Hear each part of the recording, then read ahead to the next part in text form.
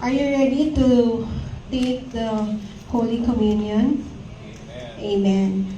Basahin po muna natin ang Psalms 22 verse 1. Sabi po dito, my God, why have you abandoned me? Why are you so far away when I groan for help? Verse 14, my life is poured out like water, and all my bones are out of joint. My heart is like wax melting within me.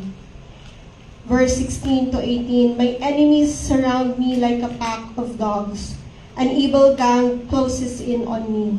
They have pierced my hand and feet. I can count all my bones. My enemies stare at me and gloat. They divide my garments among themselves and throw dice for my clothing. Psalms 22 verse 27. The whole earth will acknowledge the Lord and return to Him. All the families of the nations will bow down before Him. Makikita po natin dito sa Psalms 22 yung sacrifices, yung sufferings ni Jesus sa cross of Calvary. Kung ano po ang ginawa niya in behalf of us.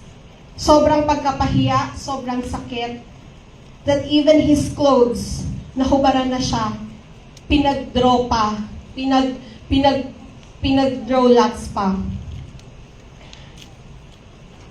Psalms 22 started in sufferings, but it ends in victory. It was a doorway for salvation of the nations.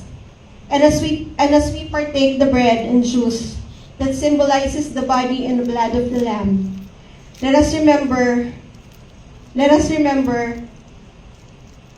that His body was broken so we could receive His shalom. And His shalom includes spiritual peace. This is the right relationship with God. Inner peace. This is calmness, rest, and security. Rational peace, harmony with others, physical well-being, health and provision, completeness, nothing broken, nothing's missing. So let us partake the bread and the juice.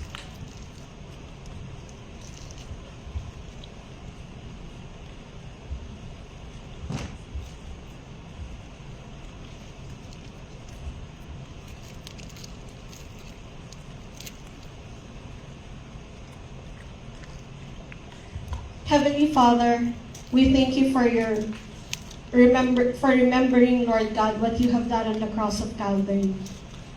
As we partake this bread and as we drink this juice, Lord God, salamat po, Panginoon, that once again you have reminded us that we are restored, we are cleansed, we are forgiven. Thank you, Lord, that we are healthy and we are whole.